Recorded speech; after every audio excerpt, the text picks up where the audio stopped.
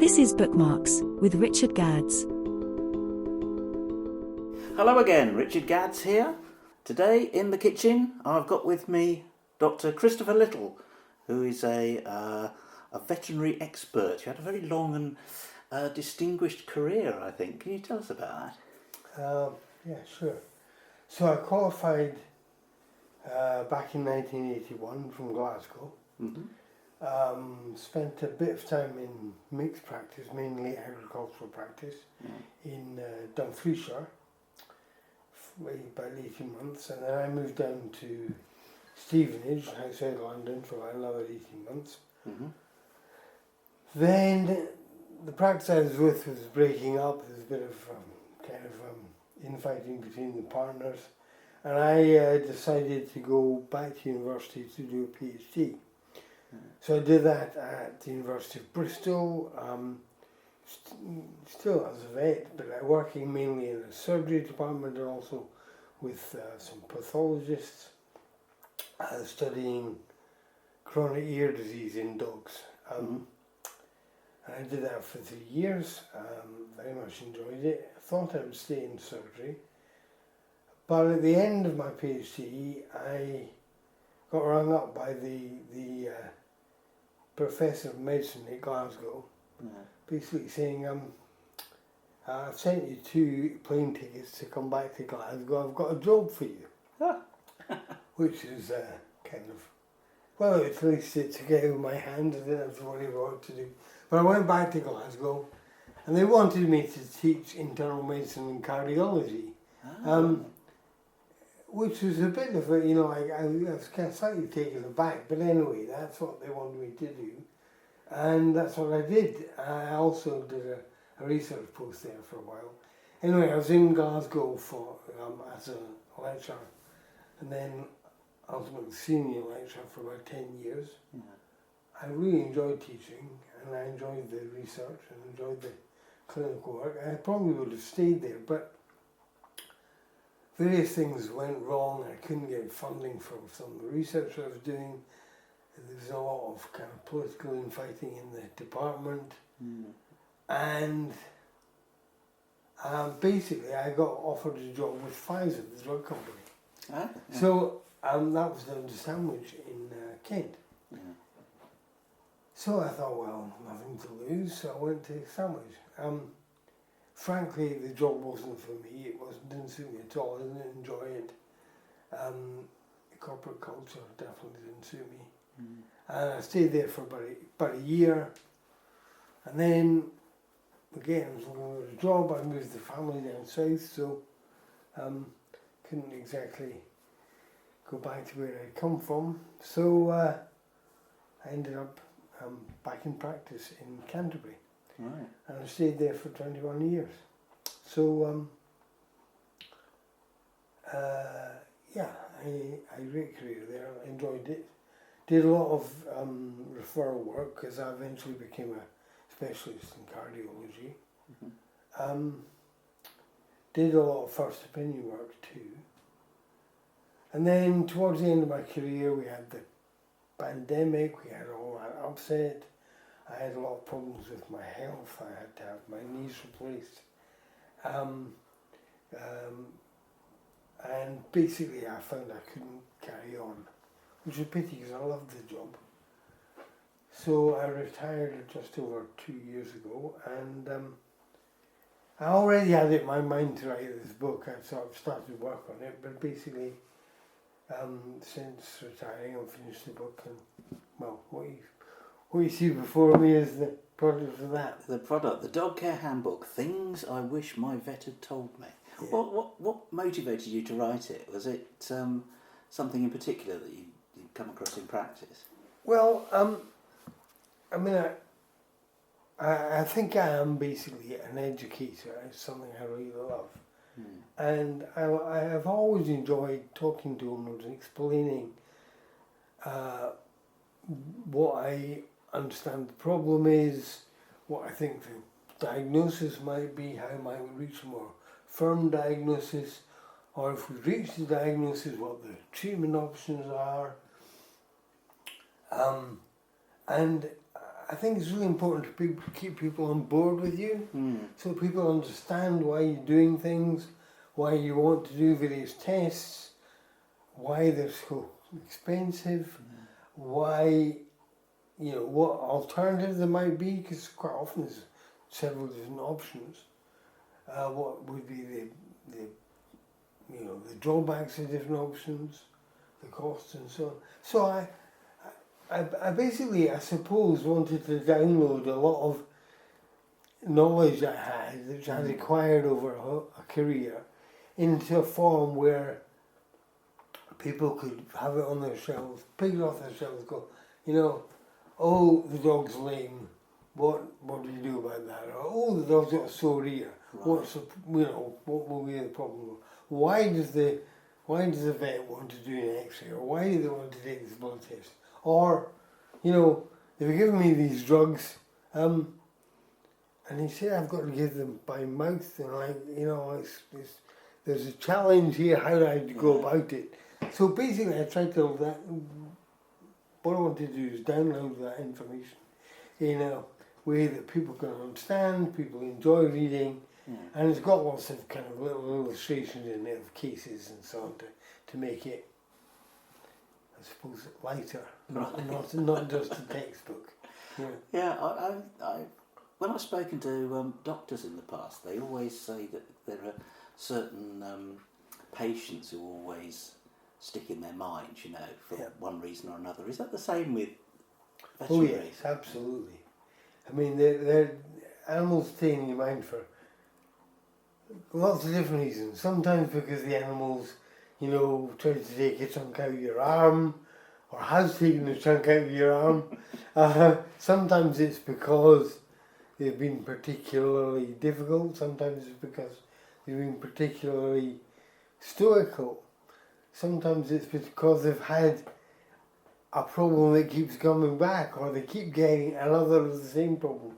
Animals who keep swallowing foreign bodies, and you think, oh my goodness, haven't you learned now that dishcloths are not, useful part of your diet? Yes.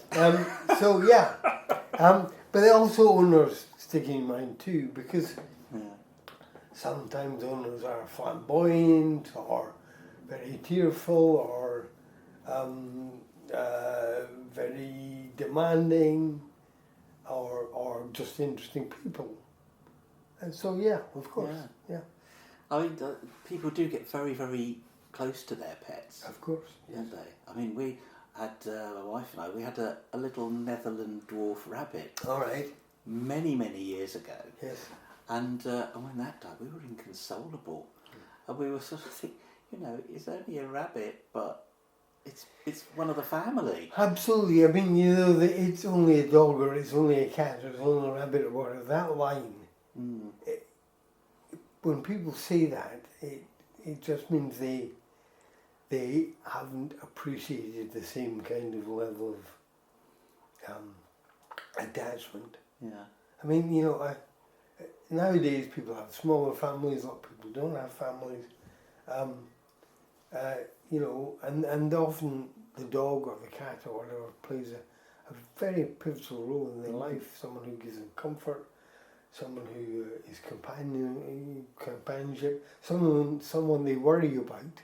So and of course the thing is that dogs or cats or rabbits have short lives compared to us. Yeah. It's have you come across any particularly unusual or exotic pets? Because I should think 99% of your business is, dogs and cats. Yeah, dogs and cats are by far the main. I mean, I've come across people with, a guy I knew. In fact, when I was at Bristol doing my PhD, I knew a guy who had a monitor lizard, quite a big thing, probably 3 feet long, a metre. Very quiet. Very attractive. Not sure whether that's a good sign. Beautiful marking. Went everywhere with him. Clearly he was quite devoted to him. But no, most people by far the majority are dogs and cats. And frankly, most vets, and certainly myself, would find pretty difficult to manage a disease in a monitor lizard, or in a fish, for example. I mean, we learn about mammals. We know much more about agricultural animals, dogs and cats, than we know about lots of other species. And husbandry, the way animals are looked after has a vast impact on their health. And so if you're presented with an animal from an unusual species, to start with, you won't know what the correct husbandry is, nor will the owner often. And so, because of that, most problems in exotic animals are related to inappropriate husbandry. Yeah, just keeping them. Not feeding them the right thing, not giving them the right amount of exercise, not giving them the right daylight, all sorts of things. Yes. Yeah. So I assume that applies to dogs and cats just as much as it does to even the most exotic animals. It's always struck me that being a vet is kind of harder than being a human doctor, because a human doctor's only got to deal with one animal, whereas vets, have to sort of know something about a lot of species. I mean, there is an element of that. There's less to know as well, because at the moment, there's more and more knowledge about dogs and cats and rabbits and so on, but the amount of knowledge compared with the knowledge about human medicine is minute. And the amount of studies that have been done and the size of the studies and the validity of those studies is always much weaker. So, most vets train for 5 years. I say I was lucky enough to do a PhD, so I basically did 8 years training. And then I went on to do a diploma in cardiology, which was another few years. So, I'm lucky enough to have had a lot of training, but most vets wouldn't have had more than about 5 years. So they know about, they know the basics of husbandry and illnesses for poultry and pigs and sheep and so on. But nowadays most vets end up becoming species specialists. They either do companion animals, dogs and cats, or they do agricultural animals, or they become equine vets, or they become exotic specialists. There are vets who study just look after zoo animals or just look after exotics. I suppose sometimes it's a question of whereabouts you are, really, because if you're sort of based in in the middle of a everyday town, and your clientele is going to be very different than if you live next door to an airport. Or, exactly, absolutely. So my first job, I was in Dumfriesshire, a pretty rural area. Our furthest client would have been 35 miles away at a farm. So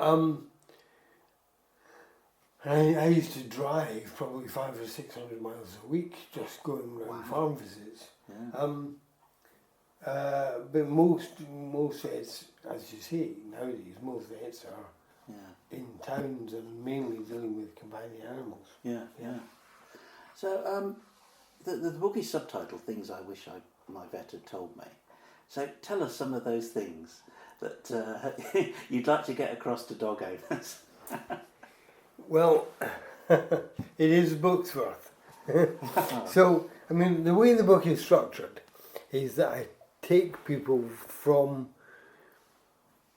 the kind of concept of choosing a dog right through to getting the dog, looking after them in the first year of life, health care through life to old age, including covering things like emergencies, common diseases, how to handle them, how to give drugs, how to keep them healthy and so on. But all through it, it's in sections where you can look up, for example, what do I do if my dog goes missing? You know, how do I approach that? That's an emergency, lost dog. How do I approach it? Or if I find a dog, you know, I'm walking in the woods and I find a dog, what do I do? Or if I'm going down the street and a dog runs out and gets hit by a car, what do I do? And so on. So it's kind of, what I try and do is boil down the most important things that an owner should know in the most common situations they'll come across. But also I'm trying to give them a handle on how to develop a good relationship with their vet. Right. So what I try to do, and I talk about this a lot in the early part of the book, is I'm trying to explain that to get good health care for your dog, you need to develop a partnership with your vet. Right. You and your vet work together as a team to get the best you can in your situation for your dog's health. And you know, there's lots of different ways to go about it, but the worst way is just to go, oh, there's a vet there, he's you know, a couple of 100 yards away, I'll go there. I mean, it might be the best choice for you, but it may not be. So I try to talk about how, you know, talk to your friends and family if they've got dogs or had dogs, and what do they like about their vet? Why? Because just because they like the vet doesn't mean you will. Right. You know, they might say, oh, he's really cheap, he's great. And you might think, that doesn't necessarily mean he'll be the best. I suppose it's like GPs, isn't it? You know, some you get on with really well, others you know. So, I mean, and one of the things, very useful thing to do is go and talk to the practice. Yeah. Go and talk to the nurses. And, you know, like, okay, you know, I've got a bearded collie, say, and is there anyone you think you'd recommend? And you know, and why? You know, they might say, well, you know, Sinead doesn't like dogs much. I wouldn't suggest Sinead or whatever, you know. Right. I'm just picking a name out of the sky. All vets called Sinead, don't worry about it. Yeah, please. Many excellent vets called Sinead, I'm sure. But, you know, so choose your vet. And then once you've chosen your vet, if you like, or you might find that your first choice isn't the best choice, but what you want to do is then ideally develop a good relationship with them. Yeah. And that, well, I would encourage you to ask questions and take a skeptical attitude to everything. Yeah. Because, you know, the vet's job is to provide the best healthcare for you and your pet. And that's not always the same for every animal and every owner, because some people want, you know, just want the absolute, the top whack, and other people want the cheap options, and some people, you know, like to have all the science explained to them, and some people just, you know, just give them a giant doctor and go home. Yes. You know, so you need to find a vet who's appropriate for yourself, and a lot of that, I think, is a searching technique where you ask probing questions. Yeah. So, you know, if they say, oh yeah, I think your dog's got gastroenteritis. Yeah. Right, why? And why do you want to do this test? And what is it going to cost? And is it necessary? And what will the implications be if it comes back, you know, with bad... So, and most vets, in my experience, certainly vets who I look up to, are very good at, if you like, persuading people of the value of what they're doing, because they're willing to try and, if you like, look at it from their point of view. Yeah. So I think getting a good relationship with your vet, where you can end up with a sort of a rounded approach to every problem. Yeah. So sometimes there are something you can ignore. It doesn't matter. Other times you have to be very proactive. Yeah. Sometimes you have to spend a lot of money to find out what's wrong. Sometimes it's not worth spending the money because it's not going to make any difference to the treatment, and so on. So I think developing a strong relationship with your vet is key to getting good care for your pet, for your dog. And I think then the vet will feel more rewarded, and you will feel more rewarded by it. Yeah, you'll be more reassured that you're in good hands. You mentioned earlier about choosing the right dog. Yes. And that's it. I mean, I've never owned a dog, Right. but I know that I would think it must be quite difficult to pick a particular breed to suit, your lifestyle, your circumstances and that sort of thing. Yeah. How would you, somebody like me, how would I go about choosing the right sort of dog? Well, first of all, I think it's very good idea to think about what you want the dog for.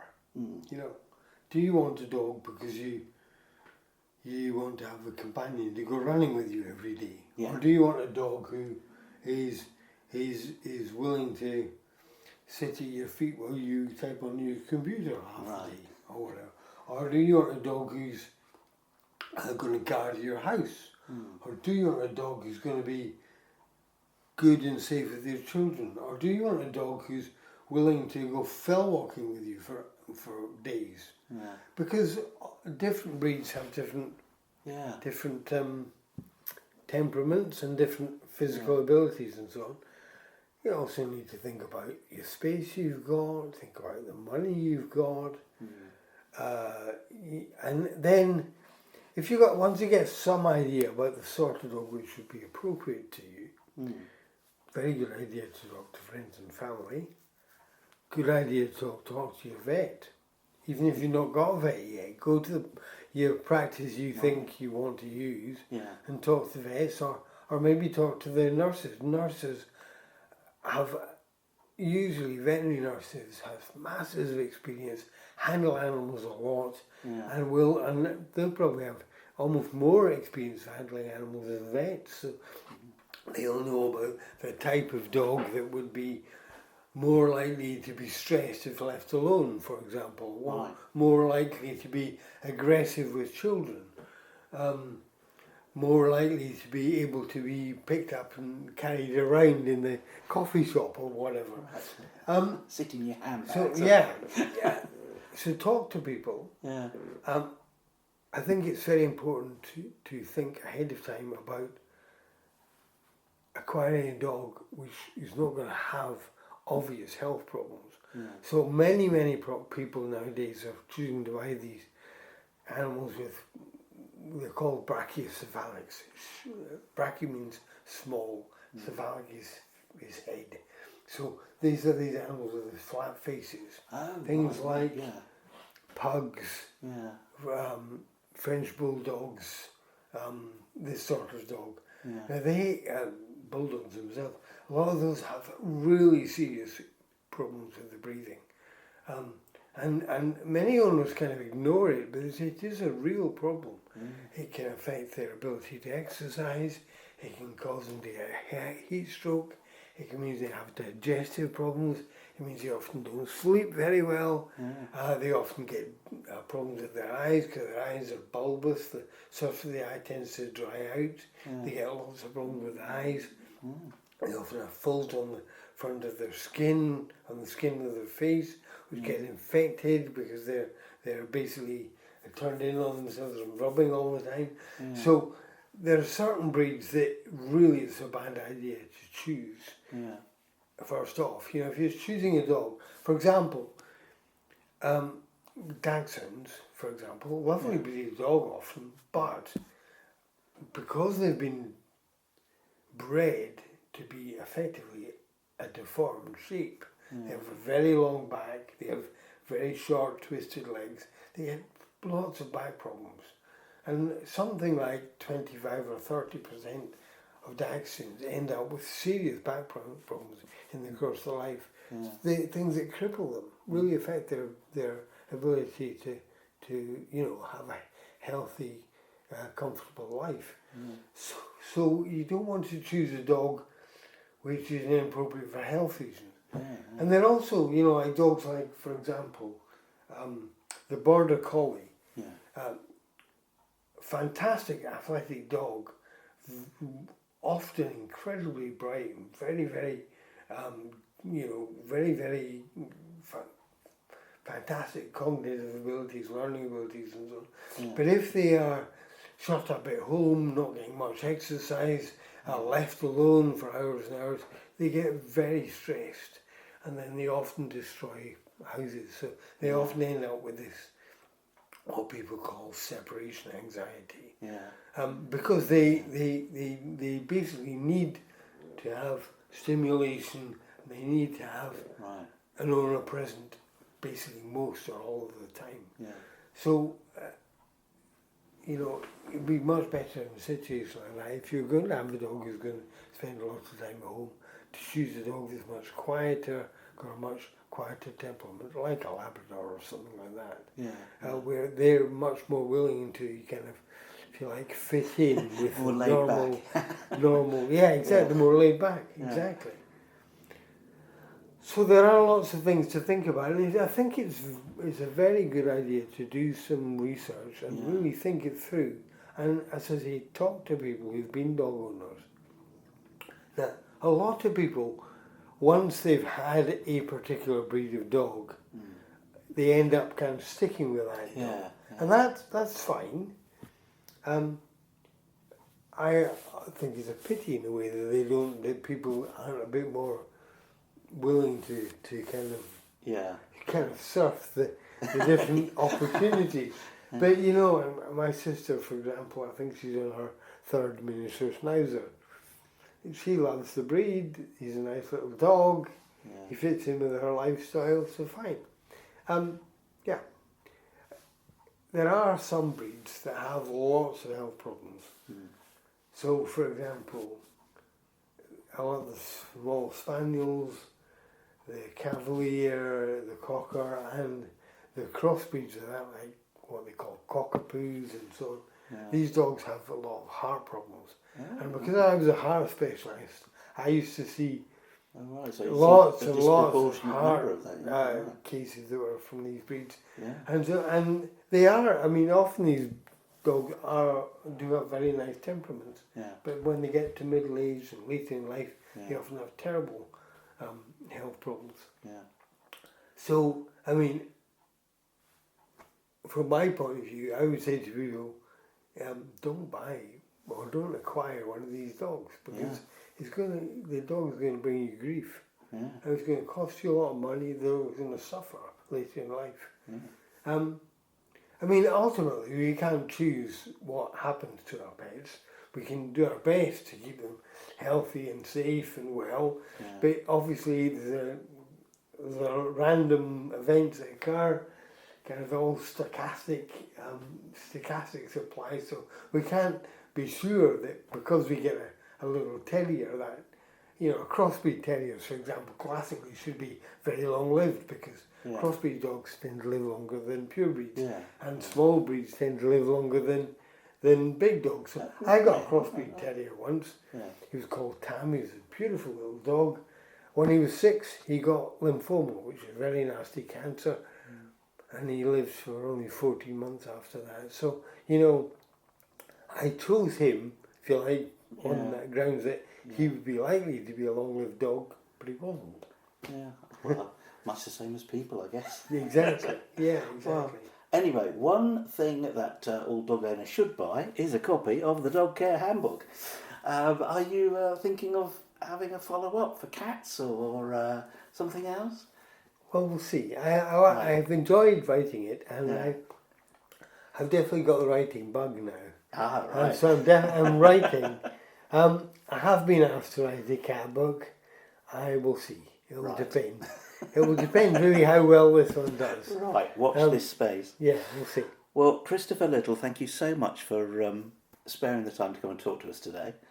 And all the best with the book. Thank you very much. I hope it goes well, and thank you for the interview. Thank you.